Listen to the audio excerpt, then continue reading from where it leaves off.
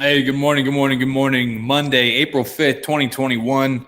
Happy Easter Monday. Happy National Championship Monday. Got Gonzaga and Baylor coming up later tonight. Excited about that. Going to be a hell of a game. I got Jake Marsh from Barstool Benchmob, PMT Sports Biz. He's coming on around 9:30. He's going to preview the national championship, recap the Final Four, tell us all the good things to look forward to tonight.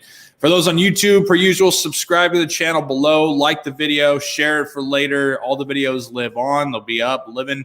After the show ends at 9, we're live every day, 9 to 10 a.m. You got my merchandise, my Cup of Joey mug down there, $10 for this bad boy. Got to get it. Love it. Perfect mug every single morning. Wake up with me and have that.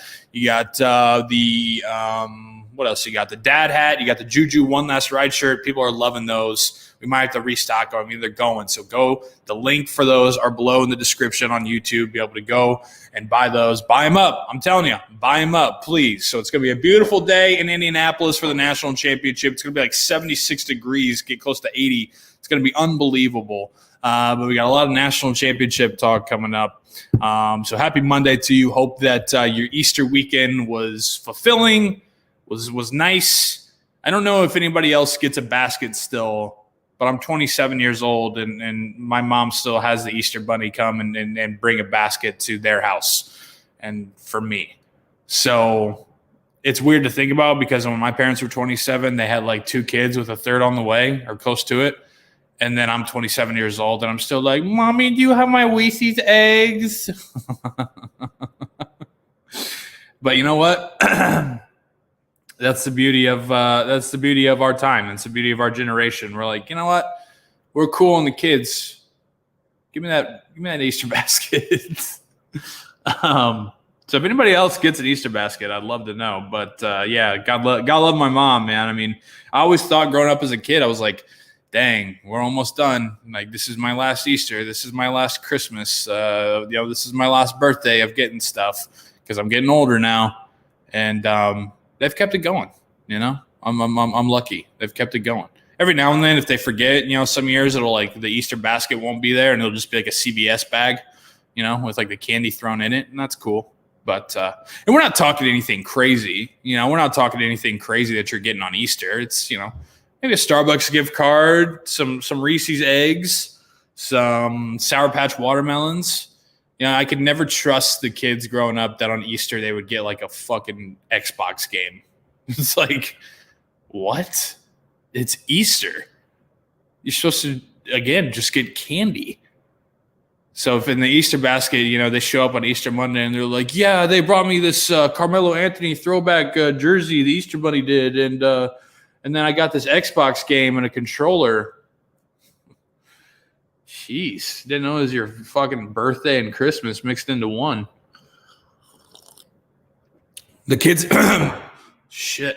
I was sitting out by a fire last night, my in-laws, and my allergies are just wrecking me. I went to sleep last night with just a coat of smoke and outdoor shit all over me. And I woke up this morning and it's like I've been smoking cigs for 35 years and my eyes just itch like no other. So bear with me. It was a great fire though. Got me really excited for summer, man. It's like, okay, we're turning the corner. We're turning the corner. We got bonfires. We got cookouts going on. Very, very exciting. But yeah, the kids who got Nike Elite socks in their Easter basket, you couldn't trust them, man. The kids who got nice Nike Easter socks in their basket probably still live at home now. I got Happy Boy to my right. I got my lady off screen to my left. I'm not going to show her. I'm not going to do that. But I got a little bit of an audience here. This is new. This is different for me. So I feel a little bit nervous because I'm like kind of playing to a crowd. And so when I don't get a reaction, I kind of feel like a schmuck. But and then there I got one a little bit. But yeah, so that's what's going on today. And I figured out, I was talking with one of my best friends. He was in town this weekend. So we've hopped off the Easter basket. All right. Those are the revelations there. But a lot of people online and even some people that were over this weekend were like, why do you guys hate Easter so much? What's so bad about Easter? And it's like, look, I know that it's the most important holiday in terms of the faith, in terms of the church, in terms of the religion that I was raised in, that I believe in. But you got to admit, Sunday, you don't get the next day off. You don't get any presents. You have to eat ham and deviled eggs. Like, that's 4 strikes. Not 3. That's 4 strikes against Easter. So it's like, yeah, no shit, we're not going to like it. My buddy said it really well. He was like, it's Sunday scaries on steroids. And it's Easter Sunday, and it's like 5:30, 6 o'clock. And, one of you is still hungover from the night before, and you've had to do all this nonsense and choke down some dry ham all day.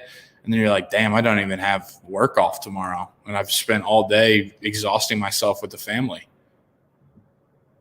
That's rough. So my Easter revelations are this. Good Friday should be the main focus. All right. We should wrap it all up into one. We know that in this religion, he died on the cross on Good Friday, and then the whole point of Easter is that 3 days later he resurrected, right? But let's just wrap it all up into one. All right. Because Good Friday, a lot of places, for whatever reason, they give like a half day on Good Friday. We get a half day on Good Friday, but we don't get Easter Monday off or anything. I mean, come on. Put it all on Good Friday and then celebrate it. Families, my family, your family, move it to Saturday. Move it to Saturday, recognize it on Sunday, but let's do this on Saturday, man. Everybody would be in 1,000 times better mood. You come off a half day from Good Friday. Good Friday is kind of hype because it's like, again, you know that you got like a half day, maybe watch Passion of the Christ. Like, okay, we're rolling. This is cool. And then you go into Saturday, you do your thing. Everybody knows, okay, well, at least we have tomorrow off. This is great. And you're celebrating, and everybody's in a way better mood than on Sunday when it's like you're just itching to leave as soon as you get there because you know that you have to get your life back together to go to work the next day. You all right with that? Can we do Easter on Saturday from now on? Sure. There it is. Easter Saturday. All right. No more Easter Sunday. Easter tacos and Easter Saturday. That's it. The ham thing, I don't know who made that a rule. I must have missed that in the Holiday 101 handbook. But the ham and the deviled eggs, I just don't understand. On Christmas, you can do pasta. On Christmas, you can do, stuffed shells. On Christmas, you could do whatever. There's no rules. New Year's, pizza, Chinese, whatever. 4th of July, obviously cookout stuff. Thanksgiving, you got a whole spread. But then Easter, it's like, I guess we don't really know what to do with this holiday. So ham, you're up.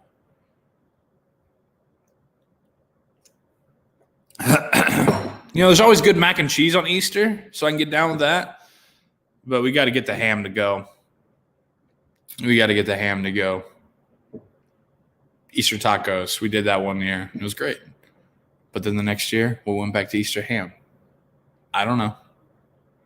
So that's my Easter revelations. Can't trust the kids that got Nike Elite socks or something super cool in their Easter basket. You need to get some gifts, but nothing too crazy. Need to have Good Friday and Easter Saturday wrapped into one. Forget Easter Sunday. Recognize it, but don't do the celebrating on Easter Sunday. Celebrate it on Easter Saturday. Holy Saturday, Easter Saturday. And then we're good to go. And no more no more ham on Easter. Those are my Easter revelations. That's what I'm doing moving forward. I hope you join me. Got Jake Marsh coming up around 9:30. We're going to preview the national championship. Man, what a weekend. I mean, that Gonzaga UCLA game, everybody said everything that can be said about it, But like I tweeted, I was honestly, it was incredible. And like buzzer beaters are nuts, but that game was so good and so intense and so fun that I was really, I felt sad when Suggs' shot went in because I was like, damn, now it's over. Now I just got to go to sleep. Like I wanted to just keep going as long as it possibly could, like 9 or 10 overtimes. Yeah, that's how fun it was. So it was like this weird mix of like, we were all going crazy and I couldn't believe that he hit it, that buzzer beater, but then the realization that it was over set in. I was like, damn. I thought we were going to have another overtime. Yeah, it was nice, man. You couldn't have gotten more polar opposite games there on Saturday, huh? Baylor Houston was over in the first 5 minutes, and Gonzaga UCLA back and forth. Back. It was like a damn tennis match, man. It was awesome. So we got preview of the national championship. Baylor, Gonzaga, 2 number 1 seeds, number 1 and number 2 going into it. Very exciting. History on the line. There's always history on the line in Indianapolis, it feels like. 2010, you had, could Butler be the small guy and go and take down Duke. 2015, you have Wisconsin beating Kentucky in the Final Four. No more undefeated team. And then now, in the title game, we have the undefeated Gonzaga Bulldogs against Baylor. And I'm excited, man. I'm really, really excited. I hate that it tips off at 9:20. I hate that. And this is the year that it actually makes more sense, I guess, because you got Baylor, it's probably Central Time, I would assume, at least. And then Gonzaga, I mean, they're so far out there, like might as well be in a different country. So, we got to push it back for them. But the 9:20 tip is rough. It is absolutely rough. But you know what? That's why tomorrow morning you get your cup of Joey mug, you pour yourself a hot cup of Joe, we wake up, we talk about it, and we get this thing going, So that's coming up tonight. Let's get into triple shot.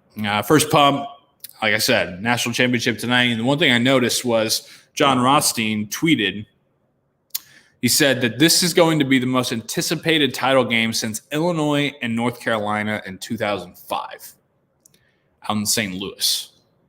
I was in 5th grade when that game was played. And right at the jump, I was like, really? I mean, this game? Baylor-Gonzaga? I know Gonzaga's undefeated, but, I mean, Baylor's not a typical traditional blue blood powerhouse. Gonzaga's small school out in the corner of the West Coast. So it's like, this is the game that's the most anticipated? And I started racking my brain. I was at the Butler-Duke game in 2010. You got the powerhouse blue blood Duke. You got the underdog hometown squad, the Hoosiers type feel with Butler.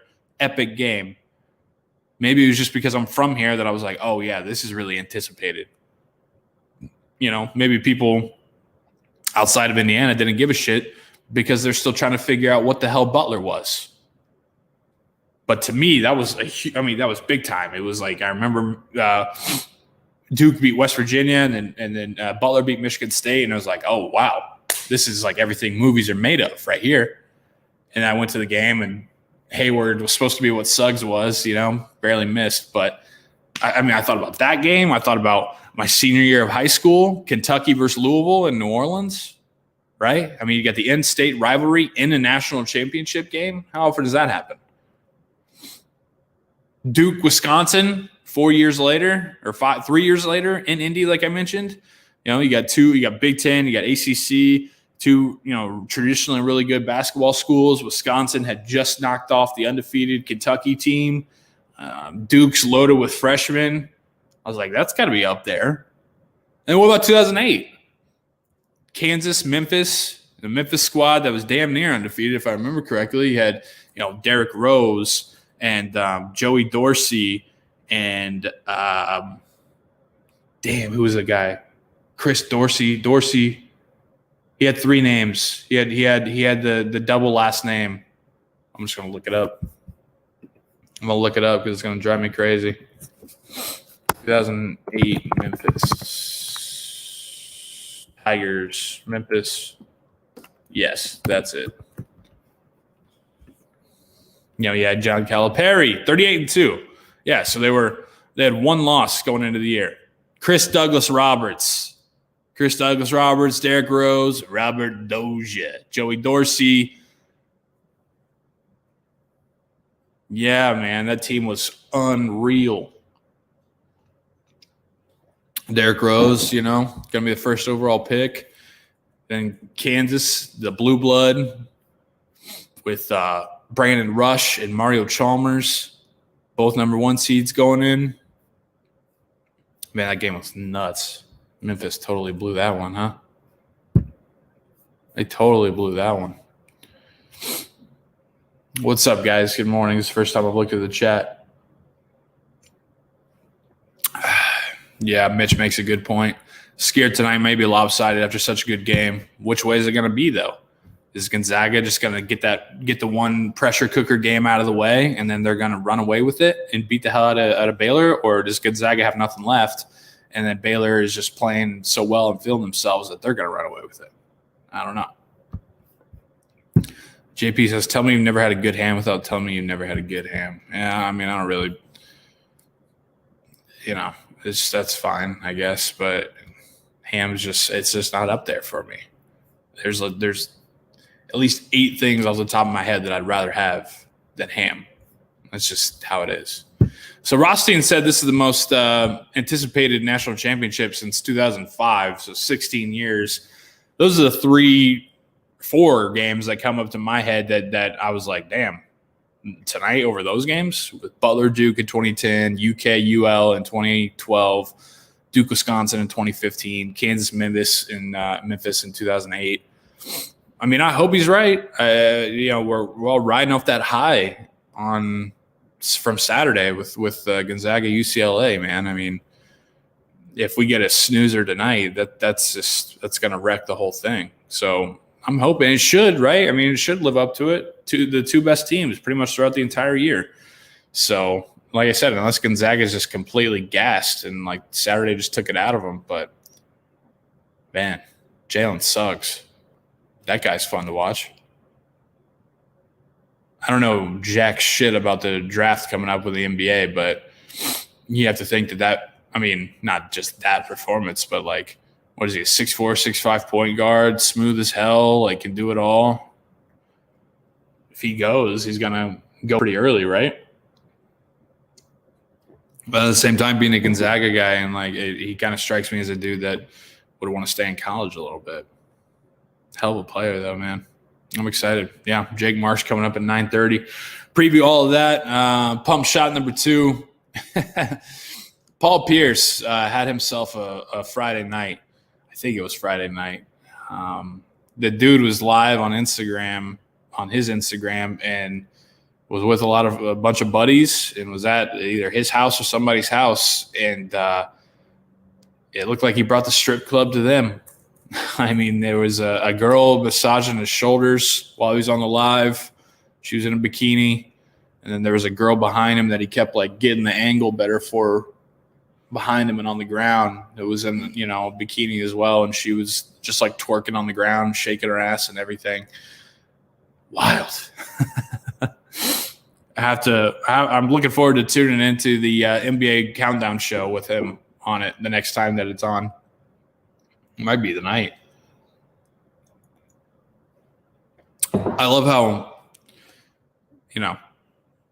so this weekend I was supposed to do, or this weekend I did the 3x3 tournament at the Pan Am Pavilion. I did a game there and hopped on the broadcast with Titus and Tate and Robbie Hummel and Kyle Montgomery, I think. And it was awesome. It was a lot of fun. And it was, through them, and it was the different college teams coming up together and playing 3-on-3, and they just had a live Twitter stream. So it was a lot of fun. It was cool. But I was supposed to be a judge for the college slam dunk contest and 3-point contest and be on that. And that was going to be on ESPN too. But they wouldn't let me do it. I didn't get approved to do it. They didn't want me on. And so they didn't want me, but now they got Paul Pierce going on NBA Countdown after having, a strip club on his IG Live. So, riddle me that. I don't know. I mean, it looked like he was having fun. I think he said that he got hacked, which, I guess is always the fair go-to today with social media and the live streams and everything like that. But, he was addressing comments that were coming up on the Instagram Live. So I don't really know how you can defend yourself on that one, but there's worse things that could happen. But it's just like, dude, get a clue. Why are you feel the need to share that? And what's funny is that, so he's going to go into the NBA Countdown studio and preview NBA games, and they're going to have like the glasses, like the glass walls in between them, and they're going to be 3,000 feet apart. And then, 2 days before, he was, had some stripper shaking her ass, right behind him, and was oh man, always funny with those kind of rules. Shot 3, SpaceX's inspiration. This sounds just like my worst nightmare. SpaceX's Inspiration 4 has finalized its 4-person crew to be the first all-civilian rocket ride to orbit Earth. So they're sending 4. For those of you who need a vocab update or a vocabulary lesson, they're sending 4 of us. 4 people who are not astronauts, who don't have any training in the what was it called? Aerospace world. And that just sounds like a terrible idea. It sounds like a terrible idea for them. It sounds like if you were one of the people, it would be a terrible idea. You mean to tell me you're going to go up into space with 4 people that don't have any background in it? Who do you turn to? Who's your calming voice in that scenario? Because I would constantly be looking for reassurance that things were going to be okay. I wouldn't even make it. I would pass out as soon as I got strapped in. Which I guess would be the best scenario for me, because then I just wake up and be in space, but then I'd again have another anxiety attack so bad that I would just pass out again. I just cannot imagine, people who say they want to go to space are crazy to me. Like they have their shit and their anxiety just way more under control, or they just don't have it, because thinking about, like, I can't even, it's something that like is just so not even in my realm, or something that I want to do, that I can't even picture it. Just like doing the slow-mo walk with the West Wing music playing in the background, and you have all your shit on, and you're like giving thumbs up and everything, and like fist bumps to the people while you're walking to the rocket. No way, man. Not a chance. They would be like pulling my legs. Like the people up front would be looking super cool and everything, and then somebody would be like pulling my legs. I'd be in the guy in the back, and they'd be pulling me, and I'd be trying to scrape to like stay. I couldn't do it, man. I can't even. At Kings Island, drop zone, I can't even ride drop zone. So no way in hell that I'm getting strapped into a rocket and taking off into space. Space. Listen to Happy. This dude sounds like a...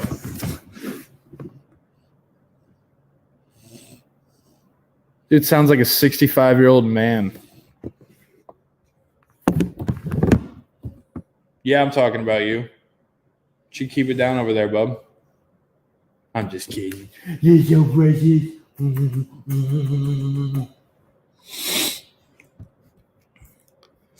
Yeah, but people who are like, yeah, I want to go to space. I'd love to go to space. We should. I hope we have. Before my life's over, I hope that we can just like hop up in there, and we can, like, we have civilization on a different planet, or like a space station. I don't know, man. I'm good with just like doing the Millennium Falcon ride at Disney World. That's close enough for me. Like, I would have to be sedated big time.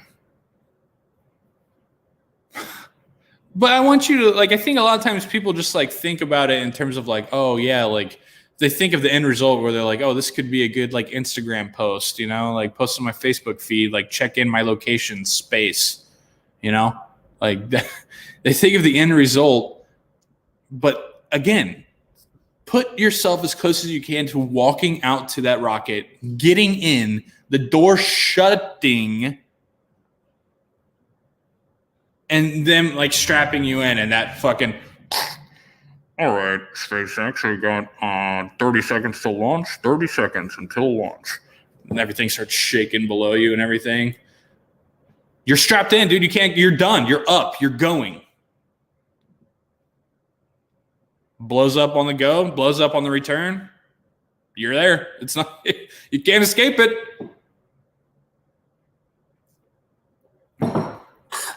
10, 9, 8, 7. And I'm just like, fucking, I'm just passed. The like producers like check it. It's like, how's everybody doing in there? And they're just like, yeah, Molinaro's he's cashed out. We got him under control because he passed out. All right, we'll worry about that when we get up there. 3, 2, 1.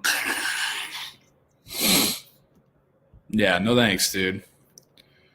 Like if you get a little sweaty at all or a little bit just kind of like nervous, you know, a little bit of heartbeat going when you're like getting on an airplane, don't tell me you can go to space because you can't. You don't have it in you. And that's all right.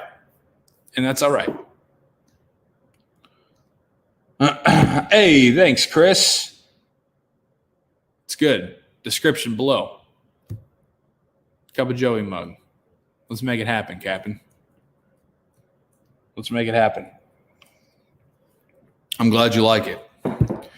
From Sam, Joey, you got to hit Tim's Bakery on Pendleton Pike for your next donut. All right.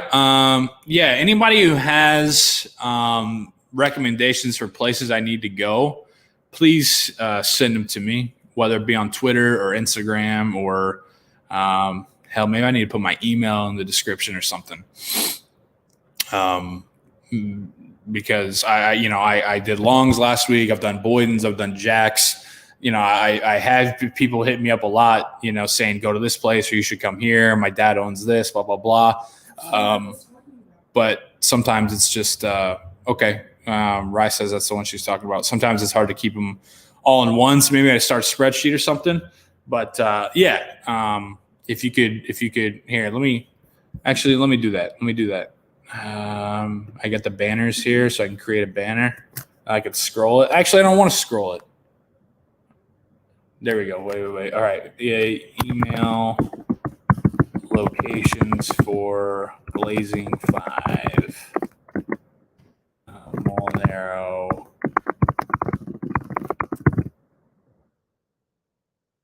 See. Boom.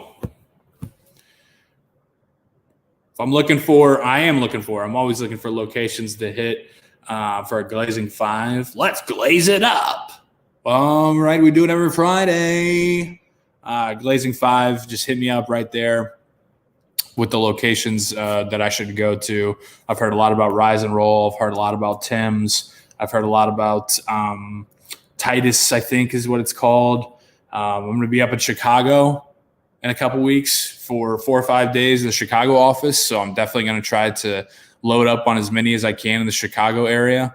But it doesn't have to be just in Indianapolis. You know, like I said, if it's, I got people in Lafayette that are hitting me up. If there's some in Bloomington, if there's some wherever there is like a local cool donut shop that you grew up with or that you know of, or that was in your college town, let me know because I need to keep stacking them up. And I like doing it, man. I want to keep finding these places and seeing how they are because I grew up in a donut family. A lot of people, like my friends and my wife, we were talking about it on Saturday. A lot of them were like, yeah, donuts are like a dessert, but I didn't like wake up and like have donuts for breakfast. Not in the Molinaro family. My grandpa used to take me to school, me and my uncle. My uncle's only 4 years older than me, and we went to the same grade school. And so when we would go to school in the morning, my grandpa would, most days, we would stop at Daylight Donuts, and we would get a donut or two and a chocolate milk. And we'd go to school, and it was like, hell yeah, I just got a maple Long John and chocolate milk. I'm feeling good. So it's in my blood, man. Donuts are like a big thing. So yeah, right there. If you got them, I'm trying to compile a list so I don't forget about any, or I know where to go, I know what to do. So right there, if you got a place that you want me to go, if you got a place that you like, hit me up and we can make that happen for the Glazing Five. All right. National title tonight, Gonzaga. Baylor had to bring in my man Jake Marsh. You know him from Barstool Benchmob with Rico Bosco and Marty Mush. You know him from Pardon My Take. Jake, good morning, man. How are you? Good morning, Joey. Thank you for having me. It's crazy that this day is finally here. Absolutely. Have you recovered from Saturday night? Can you believe it? I still can't believe it. It's one of the greatest shots in the history of the tournament. It'll be interesting to see how Gonzaga comes out of that, because you figure that was such a high, but they still have one more game to win against a very good team, obviously, to complete that perfect season. So we'll see. Right. So what are your initial expectations for tonight? You got two best teams all season long, both number one seeds. You know, they're not Gonzaga's kind of getting to that realm, in my opinion, with like a blue blood almost. But traditionally, you know, they're not a Kentucky, they're not a Kansas or a Duke or a North Carolina. So you have these kind of new up and coming programs that have been Titans all season long. What are we looking for tonight? Yeah. So like you said, two best teams all year. Gonzaga's undefeated, trying to be the first team since 1976 Indiana, as you probably know, as a Hoosier, or at least in the Hoosier State. Yeah. And then Baylor, they only have two losses, but both losses came pretty much right after a COVID pause. So they were undefeated until like late February. Yeah. Then they lost at Kansas on senior night, which is obviously a tough game. Then they lost to Cade Cunningham and Oklahoma State in the Big 12 tournament. Those are their only losses the entire year. So you could make the argument that if they didn't have that pause, they'd be undefeated right now too. And they're coming from what was probably the hardest conference in the country this season in the Big 12. But Gonzaga's proven in their non-conference that they are the best team in the country, or at least one of them, and they are one win away from history tonight. Do you think that Jalen Suggs, do you think that he's a guy that will stay for, you know, a year or two more at Gonzaga? Or do you think that, especially now, you know, especially if they complete the undefeated season, that he's a guy that's going NBA? Is he a top 5 NBA guy? What are the thoughts around Jalen Suggs and like what comes next in his pro career? No, he's definitely one and done in my opinion. I see him in mocks going like 3rd overall right now. Yeah. So he'll go top 2, top 3 probably.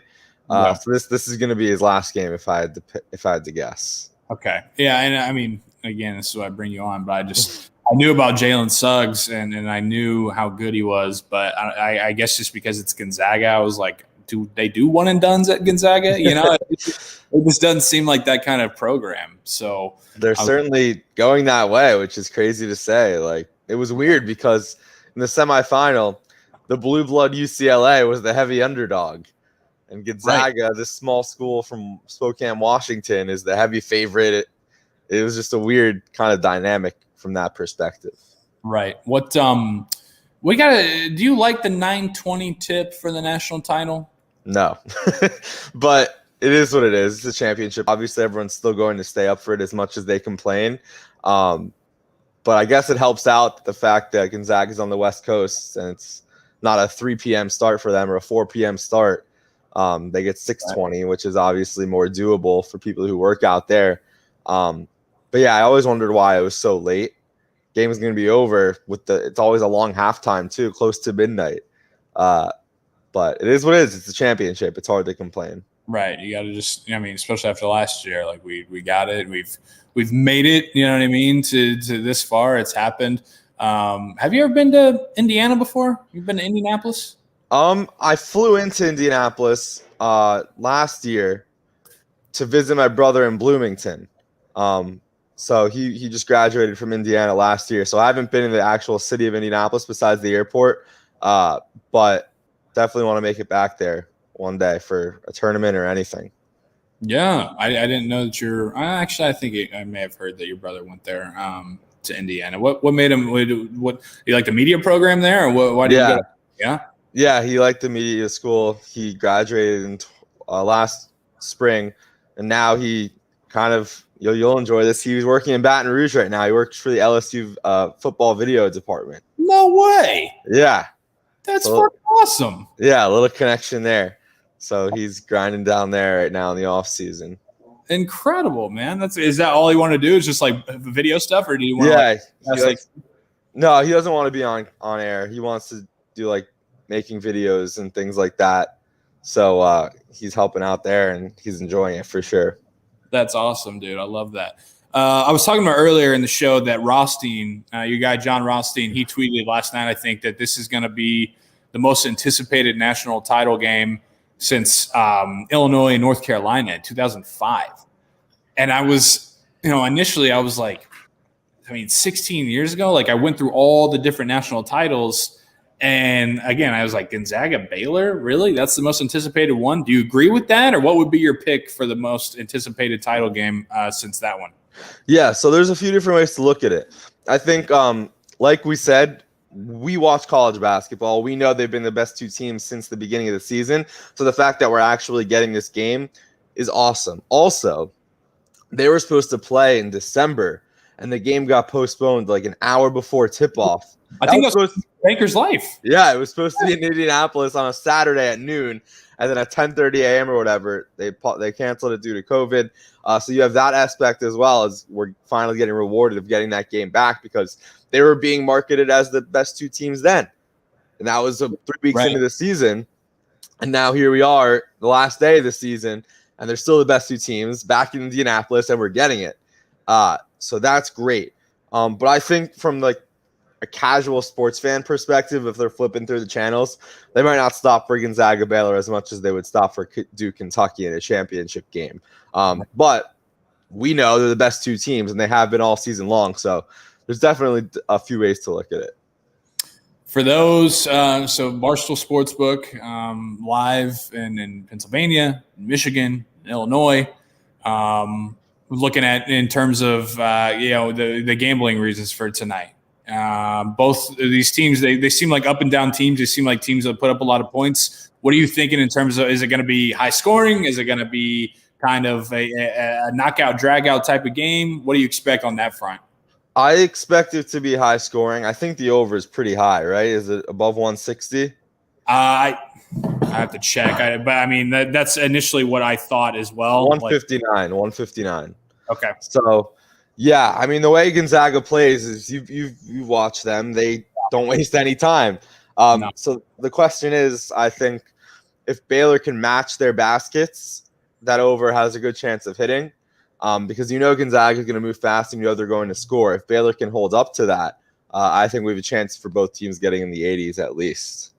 And yeah, I know it's a long time away. We got 12 hours or so as we talk right now until we're watching some hoops at Lucas Oil, but it's going to be great. All right, let's look at more of the college basketball scape in terms of not just the game tonight, but we got North Carolina now with a job opening. Have you heard anything? Who's a guy that you think that could be taking over that job at UNC? Yeah, so I think based off what we've seen from other schools like Indiana, I would bet that they're going to stay in-house and hire either a current assistant or someone who's coming back that played there. The two names I've seen are Hubert Davis, who actually used to do ESPN College Game Day. Yep. And then he went to go be an assistant for Roy Williams, and he's been there for a few years. So I've heard him. And then Wes Miller, who's the head coach at UNC Greensboro, who's obviously been a good mid-major. They made the tournament this year as a 13 seed. He played at UNC, and that would be a close move, obviously, since he's already in the state. So if they're going to stay in-house, I feel like one of those two would make sense. But if they're going to go outside of that circle, I mean, if Baylor wins tonight, I don't see Scott Drew going anywhere, but I know his name was floating around with the Indiana opening. I don't know. I feel like a lot of these jobs are already taken. We saw the Oklahoma little domino. We saw Shaka leave Texas and Chris Beard leave Texas Tech. I do think they're going to stay in the circle and go with one of those guys, but I don't know. Yeah. What are your thoughts on the Indiana hiring? Yeah, I mean, you're obviously there, so you might have a better vibe for it, but I feel like people weren't too thrilled initially because Mike Woodson had zero college experience coaching, but obviously he's done tons of NBA stuff and he's an Indiana guy. I think the fact that he got Trace Jackson-Davis to stay immediately was huge because he's been their best player the last 2 years by far. And the fact that he's committed to this transition off a guy who didn't recruit him is big. So I'm pulling for them to make the tournament next year. So I guess we'll see. And that's definitely the biggest like core to have set in stone for next season. I was going to say, so because of your brother, you kind of roll with the Hoosiers a little bit? Yeah, I'll pull for him for sure. Yeah. Okay. I'm a Purdue guy when it comes to in Indiana, but it's one of those things like, if IU's good, it's better for everybody. It's like if the Knicks are good in the NBA, then it's just better, right? Everybody more interesting like that. So I'm pulling for them in that way. All right. Tonight, what have you given predictions yet? What are your predictions? Yeah. So I think I said on Benchmob, I think the score was 82-78 Gonzaga. So I think they win. I think they complete the perfect season. I just think they have so many different guys that can get the job done. Corey Kispert didn't have a great game. He's one of their sharpshooters against UCLA. If he's on, they're in great shape. Drew Timmy's been a beast down low. Obviously, Suggs just had one of the greatest shots ever. And Mark Few, I think he gets it done. But Baylor, look, they're amazing too. Jared Butler, who came on part of my take last week, he's an awesome guy. Davion Mitchell, Maceo Teague, they're all great too. Scott Drew's a great coach. I just think we're going to see the undefeated season. Where would this put where would Gonzaga going undefeated? Where would that rank them in terms of all-time college teams? Does it automatically put them one? Does it put them two behind Indiana? Where does it put them? It's got to be up there. Obviously, I wasn't alive to see those Indiana, UCLA, John Wooden undefeated teams, but it's all good. Yeah, I think with all that's gone on with the COVID stuff and the pauses and just the uniqueness of this season, plus Gonzaga played a really, really tough non-conference schedule. They scheduled teams left and right. Even though they had the Baylor game postponed, they played Virginia, smoked them. Iowa, smoked them. Kansas on opening day, smoked them. They played Auburn, they beat them. And then people give them stuff for saying they're not in a good conference. I think their conference has much better teams than people realize. BYU made the tournament as a 6th seed. They lost to UCLA. Yeah. Loyola Marymount, they're okay. They're top 100 in KenPom. And KenPom, of course, he's the guy who uses all like the statistical analysis. They're 93. Pepperdine, 89.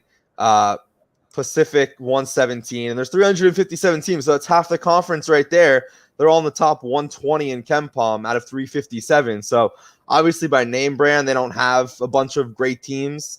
But there's much worse conferences out there for Gonzaga to go undefeated through. Sure. All right, man. What's the Benchmob got? You got like a post game? You got a pregame thing going? What do you got going on for the title game tonight? Yeah, so I'm not sure the plans for the live stream yet. I'm sure someone will tweet it out. But the game's at 9:20 Eastern, and we're doing a show right after regardless. Mm-hmm. So we'll probably start recording around midnight. Should be out by like hopefully 2 a.m.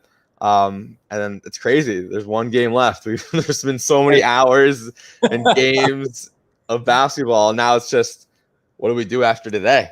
Right. But no, it's going to be exciting.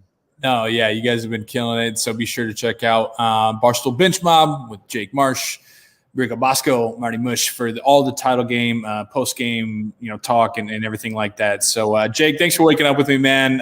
Enjoy the hell out of tonight. Have some fun with it. He's got Gonzaga, and so good luck to the Bulldogs, man. Appreciate it. All right, thank you, Joey. Yep, that's Jake Marsh. You know him from Pardon My Take, PMT Sports Biz, as well as Barstool Benchmob, like I said, with Rico and Marty Mush. So they've been doing a great job covering college hoops for us all season long. Had to have them on for the national championship tonight. Or get ready for the national championship tonight. We got like a whole fucking day until it happens. The buildup is just going to be absolutely insane. You eat dinner at 6:30 and then you're still sitting there and you're like, well, geez, so you got 3 hours. What do we do from here until until the title game gets going. You're watching one shining moment. It's 12:30 or 1 a.m. So I'm excited, man. It should be a hell of a game. Really. Just the camera. So I just put that up before Jake came on. Glazing 5 right there. And we'll get it going, man. From Jake. 3 Thanksgiving turkey, 2 Easter ham, 1 Easter lamb. Okay. No, not a lamb guy. I didn't grow up in a lamb house. You grew up in a lamb house? No. Can you give me some more coffee, please? So I'll have to try that out maybe. But I like the turkey, or the tacos. Excuse me. Thanksgiving and Easter tacos. Give it a shot. Let's go. All right. Mock Monday. That was Jake Marsh talking about. Here we go. Hey, you're already getting some glazing 5 ones. I love it. This is awesome. Where's my show rundown here? Yeah, Mock Monday. We're 24 days away from the NFL draft, people. Very, very exciting. Going deep is getting some more NFL draft folks to come on and preview that. But let's do a little mock draft Monday. Let's check it out. PFF. This came up an hour ago. And the 1-2 they have is still and what everybody has: Jacksonville, Trevor Lawrence; New York, Zach Wilson. But then 3, according to PFF, there's a trade. Oh, there already has been a trade, of course, duh. But San Fran's got that pick at 3. I got Monday brain going on. All right. I got Monday Easter brain going on. Forgive me. I already knew that there was a trade that happened, and I already knew that 49ers had that pick. But I was a little surprised by the name. They have 3 49ers after the trade with the Dolphins taking Justin Fields out of Ohio State. PFF says, unlike New York's decision with the 2nd overall pick, there's a, quote, right selection here. Fields' game has been put under the microscope over the past several weeks to the point where NFL execs are looking for faults that aren't there. Fields earned a 90 PFF grade in each of the past 2 years. So he's efficient, arm talent, yada, yada, yada.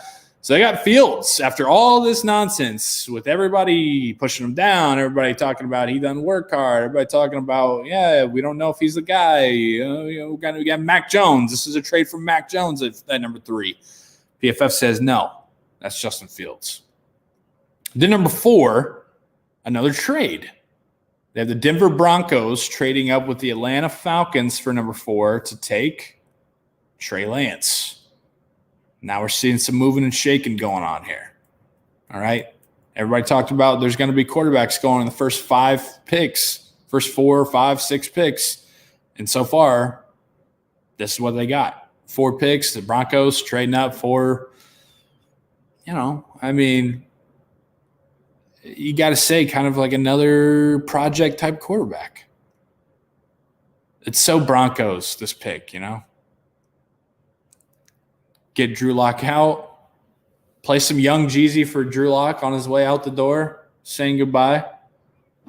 Swaggy Drew Lock. I'm going to miss giving him shit on Sundays because he's not going to be playing. But they haven't taken Trey Lance, the Denver Broncos. 3 choices for Atlanta with the 4th overall pick. Stay put, draft a quarterback, potentially sitting him for 2 years around Matt Ryan. They could move on Ryan or they could trade. The Falcons could stand pat in their favorite non-quarterback, Kyle Pitts, Penei Sewell, Jamar Chase.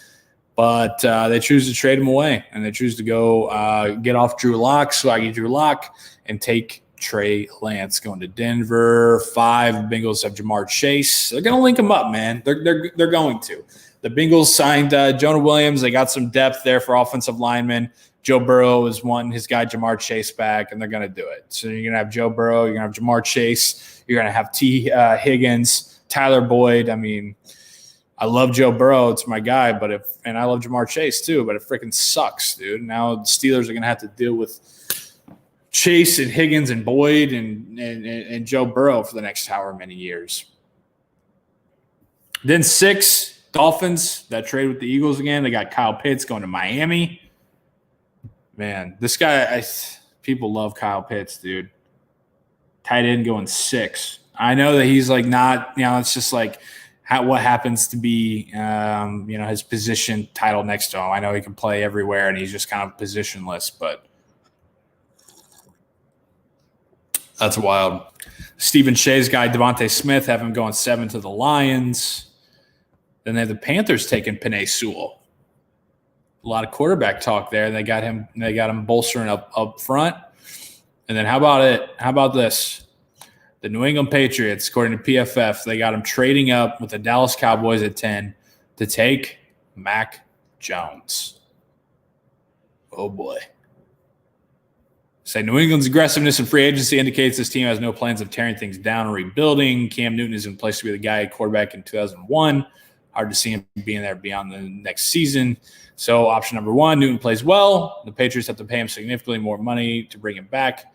Option number 2, Newton struggles again on a team with a mediocre record. The Patriots are no closer to having an answer at quarterback for 2022. So that's where they're saying go get Mac Jones, and he's kind of the perfect fit with the McDaniels-Belichick team and offense, apparently. What other surprises coming out? The Eagles, who trade down to 12, they don't get a pass catcher. They get a pass defender. Have them taken J.C. Horn, Joe Horn's son, out of South Carolina. Jalen Waddle, 13 to the Chargers to link up with Justin Herbert. That would be scary. What are some other surprises here? Not surprises, but for the Colts folks that are watching, 21, they got the edge rusher Kwity Paye from Michigan.